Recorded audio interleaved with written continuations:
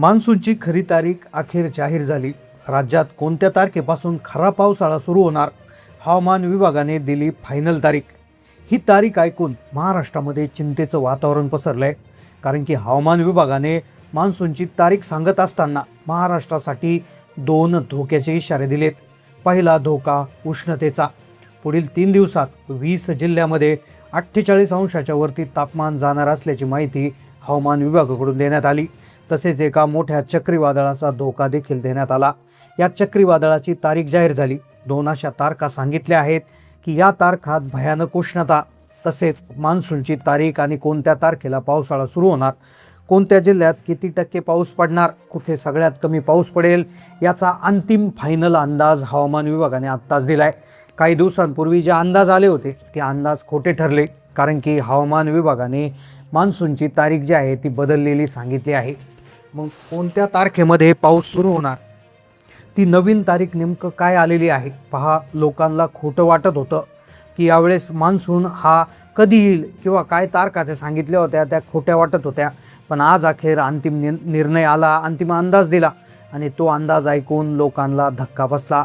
कारण की सांगितले गेले दुष्काळ सदृश्य परिस्थिती आणि मेगा एल निनोचा धोका आता वाढलाय, ज्यामुळे पाऊस आता एका विचित्र तारखेला येतोय। पण सगळ्यात मोठा धोका आहे उष्णतेच्या लाटेचा। उष्णतेची तीव्रता आता दुपटीनं जाणवणार, यामुळे मान्सूनची तारीख आणि चक्रीवादळ येणार आहे। 3 तारखा महाराष्ट्रासाठी जाहीर केल्या। आज त्याच तारखा आज व्हिडिओच्या माध्यमातून आपण पाहतोय की मान्सूनची अंतिम खरी तारीख काय, कोणत्या तारखेला पाऊस सुरू होतोय, कोणत्या जिल्ह्यासाठी काय काय तारखा समोर आल्यात, याची माहिती पुढील 20 सेकंदात आपण घेणारच आहोत। पण त्यासोबत जो धोका सांगितलाय, जो उष्णतेच्या लाटेचा, तो धोका कोणत्या 20 जिल्ह्यांवर असणार, काय उष्णतेच्या तारखा आल्यात, काय काळजी घ्यायला सांगितली, ते देखील आपण सांगतोय। पहा, अतिशय महत्त्वाचा मुद्दा जो आहे तो चक्रीवादळाचा आहे, कारण की जेव्हा मेगा एल निनो येतो तेव्हा भयानक चक्रीवादळ येत आहे। गेल्या 10 ते 15 वर्षापूर्वीच सुपर एल निनो सक्रिय झाला होता, तेव्हा चक्रीवादळाने महाराष्ट्रात दाणादाण उडवली होती। त्यामुळे चक्रीवादळाची तारीख देखील आपण व्हिडिओच्या शेवटी सांगणार आहोत, त्यामुळे वेळ न वाया घालवता आपण सुरुवात करूया। सगळ्यात आधी आपण पाहतोय हीट वेव्ह म्हणजेच उष्णतेची लाट। आता कोणत्या 20 जिल्ह्यामध्ये ही लाट तीव्र होणार, कोणत्या लाटेमुळे जिल्ह्यांना धोका आहे, कोणत्या 2 तारखांना सावध राहायला सांगितलंय आणि मान्सूनची तारीख काय, सगळ्यात महत्त्वाचे मुद्दे आपण जाणून घेतोय। पहा, हवामान विभागाची एक बैठक झाली। त्या बैठकीमध्ये अंतिम पावसाळ्याची तारीख जाहीर करण्यात आली। याच्यामध्ये एक नाही तर 3 तारखा देण्यात आल्या। पहिली तारीख मान्सूनची आहे, म्हणजे पावसाळा केव्हा सुरू होतोय त्याची तारीख आहे। खऱ्या पावसाळ्याची तारीख काय याचा अंदाज देण्यात आला। यासोबत उष्णतेच्या लाटेच्या 2 तारखा आणि चक्रीवादळाची सगळी माहिती। पहा, टप्प्याटप्प्याने सविस्तर माहिती आपण पाहतोय।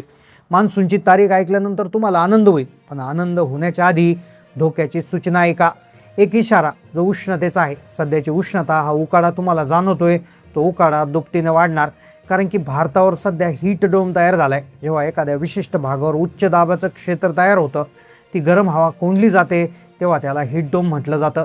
हीट डोम म्हणजे एका दृष्टीने गरम हवा एका ठिकाणी जमा होणं असं त्याला म्हणतात। ही उष्णता इतकी वाढते की कमी होण्याचं नाव घेत नाही। काल परवा उष्माघाताने अनेक दुर्दैवी घटना घडल्या, पण आता विशेषतः उत्तर महाराष्ट्र, विदर्भ याच्यासाठी गंभीर इशारा दिलाय। विदर्भातील अकोला, अमरावती यासारख्या जिल्ह्यामध्ये तापमानाचा पारा 45 अंशाच्या पुढे जाण्याची शक्यता हवामान खात्याने सर्वसामान्यांसाठी 5 सूचना दिल्या आहेत। कारण की उष्णतेची लाट केवळ ऊन नाही तर आरोग्यासाठी मोठा धोका।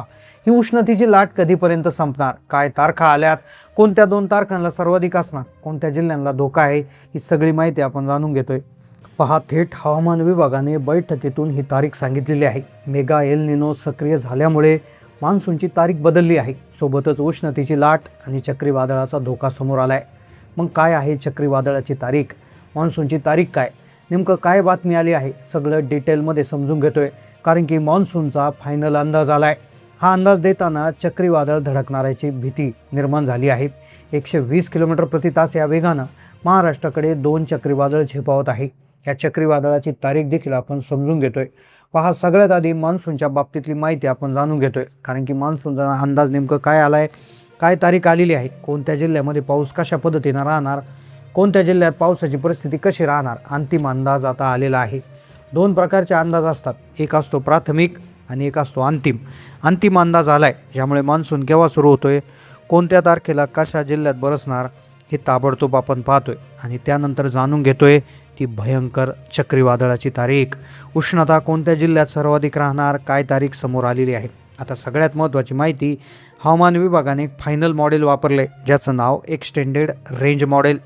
त्या मॉडेलमध्ये जो हवामान विभागाचा अंदाज आला आहे, जो अंतिम अंदाज आहे असं बोललं जात आहे, त्या अंदाजामध्ये मान्सूनसाठी पोषक वातावरण तयार व्हायला सुरुवात झाली. हालचाली या समुद्राच्या पृष्ठभागावर होणार दिसून आले आहेत. साधारणपणे 30 एप्रिलपासून तर जवळपास 10 ते 12 मेपर्यंत ह्याची परिस्थिती होती असं सांगितलं जाणार होतं, पण ही परिस्थिती बदलली आणि त्यामुळे यंदा मान्सून लवकर येण्याचे संकेत. सविस्तर आकडेवारीनुसार जून महिन्यात मान्सूनचं आगमन धमाकेदार होणार.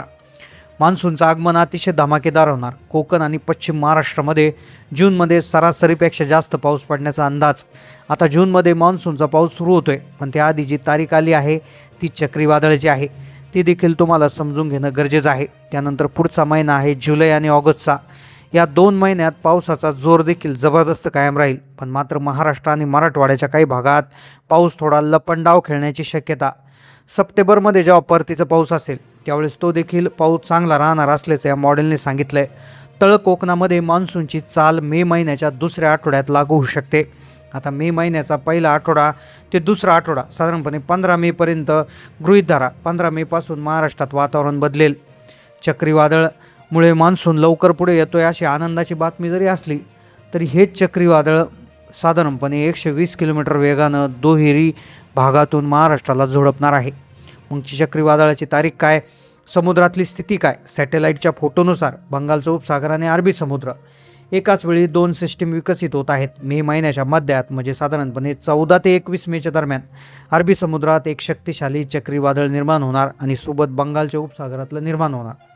हवामान तज्ज्ञाच्या मते मे महिन्याच्या चौथ्या म्हणजे शेवटच्या आठवड्यात म्हणजे साधारणपणे 20 मे ते 30 मेच्या दरम्यानच्या तारखा महाराष्ट्रासाठी संवेदनशील असू शकतात. जरी सिस्टीम अधिक मजबूत असली तरी किनारपट्टीच्या भागात वाऱ्याचा वेग 120 किलोमीटर प्रति तासापर्यंत जाऊ शकतो आणि याचा थेट परिणाम कोकण मुंबईलगतच्या बेटावर होण्याची शक्यता आहे. हे वादळ मान्सूनच्या प्रवेशावर परिणाम करू शकतं. अंदमान निकोबार बेटाच्या दिशेने असलेली सिस्टीम विकसित होत आहे, जी बंगालच्या उपसागरातून भारताच्या पूर्व किनारपट्टीला इशारा देत आहे. त्यानंतर या चक्रीवादळाचा धोका कोणत्या जिल्ह्याला, यामध्ये सातारा, सांगली, पुणे, कोल्हापूर इथे उष्णताचा तडाखा बसणार.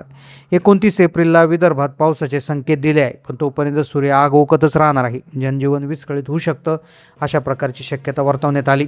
आता तुमच्या भागात काय परिस्थिती आहे, मान्सूनची तारीख ऐकून तुम्हाला काय वाटलं नेमकं कमेंटमध्ये कळवा. चॅनलला नवीन असाल तर सबस्क्राईब करा. धन्यवाद.